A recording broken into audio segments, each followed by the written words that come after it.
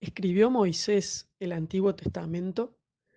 La tradición judía en el Nuevo Testamento y la Iglesia durante muchos siglos han atribuido los libros del Pentateuco, Génesis, Éxodo, Levítico, Números y Deuteronomio, a Moisés.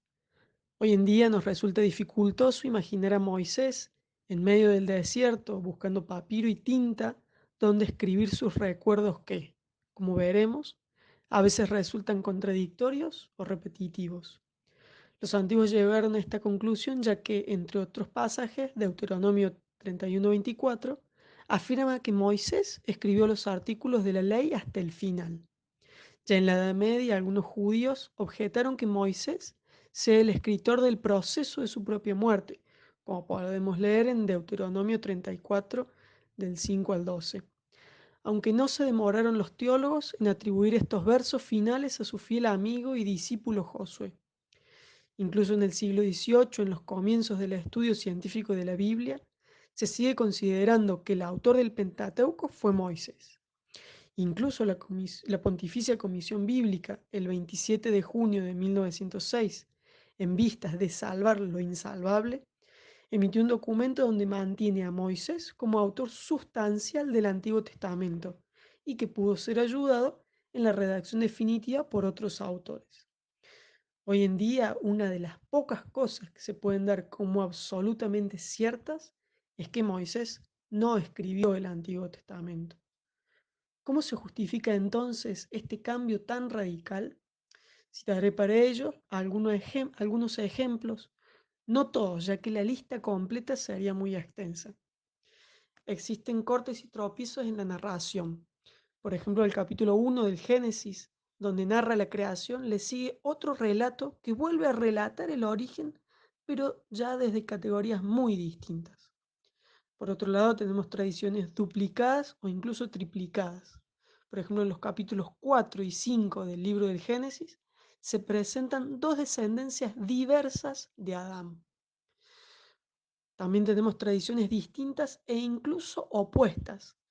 En Éxodo capítulo 16, versículos 14 al 35, se habla del maná como un milagro divino, pero en el libro de los Números, capítulo 11, versículos 6 al 9, simplemente como un fenómeno natural. También aparecen anacronismos. En Génesis capítulo 12, versículos 16 y del mismo libro capítulo 13, versículo 17, se dice, en aquel tiempo habitaban allí los cananeos, dando por supuesto que en ese momento habitaban allí los israelitas. Afirmación que no tendría sentido en tiempos de Moisés, ya que ni siquiera él pisó la tierra prometida. También existen diferencias de vocabulario.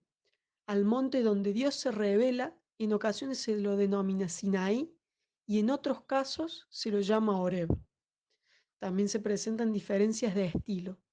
En el libro del Deuteronomio se caracteriza por un estilo más que todo oratorio, retórico y con expresiones extremadamente cultas, típicas de ciertas formas de predicación o de exhortación. Ciertas partes del Pentateuco poseen frases que se repiten de forma machacosa y otras presentan un estilo narrativo ágil y vivaz. Analizando los personajes, hablan de Dios como si fuese un hombre que se pasea por la tarde, comiendo, etcétera. Si bien podría objetarse que el autor podría utilizar estilos muy diversos, este varía incluso cuando se habla de los mismos episodios.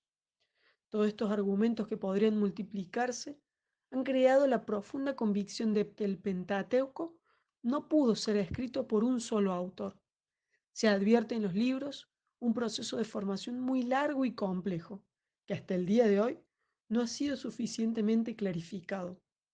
Lo más probable es que nunca lo conozcamos con seguridad, pero es interesante poder tener una idea sumaria de las hipótesis que se han formulado recientemente sobre este problema. Por último, para concluir, cito el documento La interpretación de la Biblia en la Iglesia de la Pontificia Comisión Bíblica, donde afirma que posturas como sostener a Moisés como autor bíblico es de carácter fundamentalista, ya que se insiste de un modo indebido sobre la inerrancia de los detalles en los textos bíblicos. especialmente en materia de hechos históricos o de pretendidas verdades científicas. Y así se considera como histórico lo que no tenía pretensión de historicidad, sin la atención necesaria a la posibilidad de un sentido simbólico o figurativo. El fundamentalismo invita tácitamente a una forma de suicidio del pensamiento, al ofrecer una certeza falsa, porque confunde inconscientemente las limitaciones humanas del mensaje bíblico con su sustancia divina.